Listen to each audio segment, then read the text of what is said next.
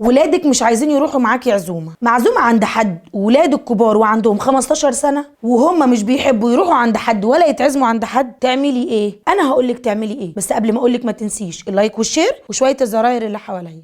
هنا القاهرة، إلى ربات البيوت.